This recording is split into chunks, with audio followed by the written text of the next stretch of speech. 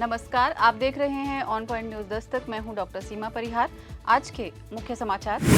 Defence project में देरी पर वायुसेना प्रमुख चिंतित। ऑपरेशन सिंदूर के बाद रक्षा निर्यात में होगी वृद्धि। डीआरडीओ प्रमुख ने फाइटर जेट के निर्माण पर दे दिया अपडेट। आज शपथ ली सुप्रीम कोर्ट में 3 नए जजेस ने। कानून मंत्री मेघवाल ने की घोषणा। व्यापार वार्ता के लिए भारत आएंगे अमेरिकी अधिकारी। पीयूष गोयल बोले, जल्दी ही अच्छे नतीजे सामने होंगे। कोई सरकारी कर्मचारी तो कोई इंजीनियर। देश से गद्दारी कर पाकिस्तान को दे रहे थे खुफिया जानकारी। 3 गिरफ्तार। चरमपंथियों को राजनीति में जगह मत दो। कनाडा को भारत ने दिया स्पष्ट संदेश। ट्रंप के इरादों पर अमेरिकी कोर्ट ने फेरा पानी। द्विपक्षीय व्यापार समझौते में भारत को मिलेगा फायदा। पाक में निवेश करेंगे तुर्की और अजरबैजान। $2 अरब के इन्वेस्टमेंट का प्लान तैयार। इजराइल में महिला सैनिकों को अब नहीं दी जाएगी ट्रेनिंग। पायलट प्रोग्राम बंद करने का ऐलान। एशियाई चैंपियनशिप में 4x400 मीटर रिले में भारत महिलाओं ने स्वर्ण जीता, पुरुषों ने रजत जीता। दिल्ली केरल में भारी बारिश का अलर्ट जारी। यूपी में ओलावृष्टि की चेतावनी। महाराष्ट्र में 16 लोगों की मौत। वायुसेना प्रमुख अमरप्रीत सिंह ने एक बार फिर से डिफेंस प्रोजेक्ट में लगातार देरी का मुद्दा उठाया है। उन्होंने कहा कि हम ये जानते हुए भी कॉन्ट्रैक्ट साइन कर लेते हैं कि सिस्टम समय से नहीं मिलेगा। इससे हमारी रक्षा तैयारियों पर असर पड़ता है। इससे पहले 8 जनवरी को उन्होंने तेजस विमानों की डिलीवरी में देरी पर कहा था कि 2010 में 40 तेजस का ऑर्डर दिया गया था, लेकिन वायुसेना को अब तक ये विमान नहीं मिले हैं। इसके साथ ही रक्षा अनुसंधान एवं विकास संगठन डीआरडीओ के अध्यक्ष समीर वी कामत ने बृहस्पतिवार को कहा कि हमें उम्मीद है कि ऑपरेशन सिंदूर के बाद रक्षा निर्यात में वृद्धि होगी, क्योंकि स्वदेशी सैन्य उपकरणों का सफल युद्ध परीक्षण हो चुका है। गुवाहाटी हाईकोर्ट के मुख्य न्यायाधीश विजय बिश्नोई और बॉम्बे हाईकोर्ट के जज जस्टिस एएस चंदूरकर को गुरुवार को सुप्रीम कोर्ट का जज नियुक्त किया गया। कानून मंत्री अर्जुन राम मेघवाल ने एक्स पर उनकी नियुक्ति की घोषणा की। इन जजों के शपथ लेते ही सुप्रीम कोर्ट में जजों की संख्या प्रधान न्यायाधीश सहित 34 होगी। जजों के कोई पद रिक्त नहीं रहेंगे। सुप्रीम कोर्ट में न्यायाधीशों की स्वीकृत संख्या 34 है। हालांकि सुप्रीम कोर्ट की जज जस्टिस बेला एम त्रिवेदी के 9 जून को सेवानिवृत्त होने पर जज के एक पद फिर खाली हो जाएगा। वाणिज्य एवं उद्योग मंत्री पीयूष गोयल ने गुरुवार को कहा कि द्विपक्षीय व्यापार समझौते के लिए अमेरिका के साथ बातचीत अच्छी तरह से आगे बढ़ रही है।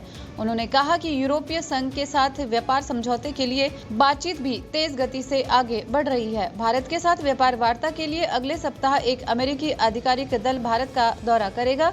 उद्योग संगठन CII के वार्षिक व्यापार शिखर सम्मेलन 2025 को संबोधित करते हुए गोयल ने कहा, उम्मीद है कि इस कठिन समय में भी हम आगे बढ़ पाएंगे और जल्द ही अच्छे नतीजे सामने ला पाएंगे। हम एक ऐसे समझौते पर पहुंचने में कामयाब होंगे जो दोनों पक्षों के व्यवसायों के लिए लाभकारी हों। ऑपरेशन सिंदूर को सफलतापूर्वक अंजाम देने के बाद अब भारत के अंदर रह रहे ऐसे लोगों की तलाश लगातार जारी है जो पाकिस्तान के लिए जासूसी का काम कर रहे हैं। पिछले दिनों हरियाणा से ज्योति को जासूसी के आरोप में गिरफ्तार किया गया था। एक बार फिर से पाकिस्तान के लिए जासूसी के आरोप में राजस्थान, महाराष्ट्र और मेवात से 3 लोगों की गिरफ्तारियां हुई है। राजस्थान में राज्य सरकार के कर्मचारी को ISI के लिए जासूसी करने के संदेह में हिरासत में लिया गया है। राज्य के रोजगार विभाग में कार्यरत शकूर खान मंगलियार को CID और खुफिया एजेंसियों की संयुक्त टीम ने जैसलमेर स्थित उसके कार्यालय से हिरासत में लिया है। भारत ने कनाडा से साफ कहा है कि वो अपने यहाँ चरमपंथी तत्वों को राजनीति में जगह नहीं दे। विदेश मंत्रालय के प्रवक्ता रणधीर जायसवाल ने गुरुवार को कहा कि भारत ने कनाडा को खालिस्तान समर्थकों के संबंध में अपनी सुरक्षा चिंताओं के लगातार अवगत करवाया है। उनसे आग्रह है कि हिंसा और अलगाव का समर्थन करने वाले चरमपंथी तत्वों को राजनीति में कोई स्थान नहीं मिलना चाहिए। रणधीर ने कहा कि हमारी स्थिति कई महीनों और वर्षों से बहुत स्पष्ट रही है। अमेरिका की अंतर्राष्ट्रीय व्यापार अदालत ने दुनिया के तमाम देशों पर पारस्परिक टैरिफ लगाने के राष्ट्रपति डोनाल्ड ट्रंप के आदेश पर रोक लगा दी है। अदालत का ये फैसला भारत के लिए राहत माना जा रहा है। भारत अब बिना किसी दबाव के अमेरिका के साथ व्यापार समझौता वार्ता कर सकेगा। दूसरा, ट्रंप सरकार स्मार्टफोन बनाने वाली एप्पल जैसी कंपनियों को भी भारत छोड़ने की धमकी नहीं दे सकेगी। Federation of Indian export organisations के CEO एवं महानिदेशक अजय सहाय ने बताया कि इस फैसले से अभी भारत से होने वाले निर्यात को कोई लाभ नहीं मिलने जा रहा है। पहले की तरह 10% का शुल्क जारी रहेगा।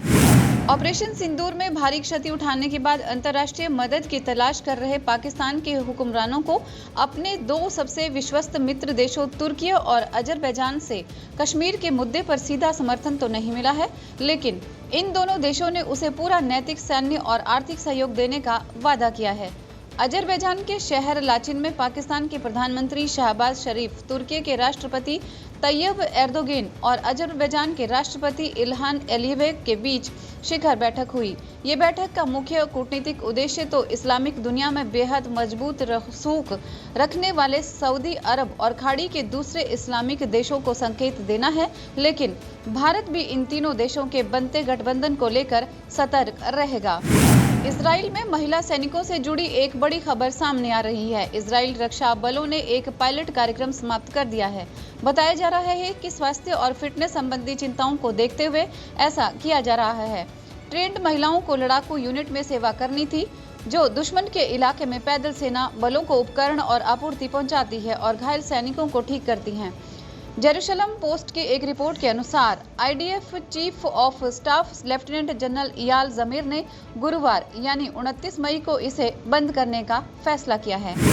ज्योति याराजी और अविनाश साबले के शानदार प्रदर्शन की बदौलत भारत ने एशियाई एथलेटिक्स चैंपियनशिप में 3 स्वर्ण पदक जीते। उनकी जीत ने चीन से कड़ी प्रतिस्पर्धा के बीच महाद्वीपीय रैंकिंग में भारत की स्थिति को मजबूत किया। एशियाई एथलेटिक्स चैंपियनशिप में गुरुवार को भारत के लिए स्वर्ण पदकों की बारिश हुई।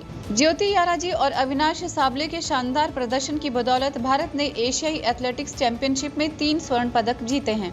उनकी जीत ने चीन से कड़ी प्रतिस्पर्धा के बीच महाद्वीपीय रैंकिंग में भारत की स्थिति को मजबूत कर दिया। एशियाई एथलेटिक्स चैंपियनशिप में गुरुवार को भारत के लिए स्वर्ण पदकों की बारिश हुई, जब देश की सबसे तेज महिला बाधा दौड़ खिलाड़ी ज्योति याराजी, अनुभवी स्टीपलचेज धावक अविनाश साबले और 4x400 मीटर महिला रिले टीम ने शानदार प्रदर्शन करते हुए शीर्ष स्थान हासिल किया। और आइए अब बात करते हैं मौसम के मिजाज की।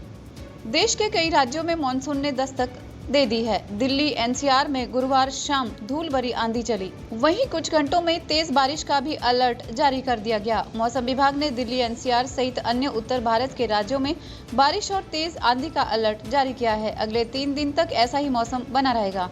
मौसम विभाग ने गुरुवार के लिए येलो और शुक्रवार के लिए ऑरेंज अलर्ट भी जारी किया था। आईएमडी के वैज्ञानिक अखिल श्रीवास्तव ने कहा, देश के उत्तर पश्चिमी क्षेत्र पंजाब, हरियाणा, हिमाचल प्रदेश, जम्मू कश्मीर में गरज के साथ बारिश और तेज हवाएं चलने की संभावना है। कश्मीर में भी बारिश और तेज हवाएं चल सकती है। उत्तर प्रदेश में ओलावृष्टि सहित ऑरेंज अलर्ट जारी है। खासकर दिल्ली में आज गरज के साथ बारिश, तेज हवाएं और हल्की बारिश की संभावना जताई जा रही है और कल हल्की से मध्यम बारिश की उम्मीद है। आज बस इतना ही। देश और दुनिया से जुड़ी इसी तरह की तमाम जानकारियों को पाने के लिए जुड़े रहिए ऑन पॉइंट भारत के साथ। जय हिंद, जय भारत।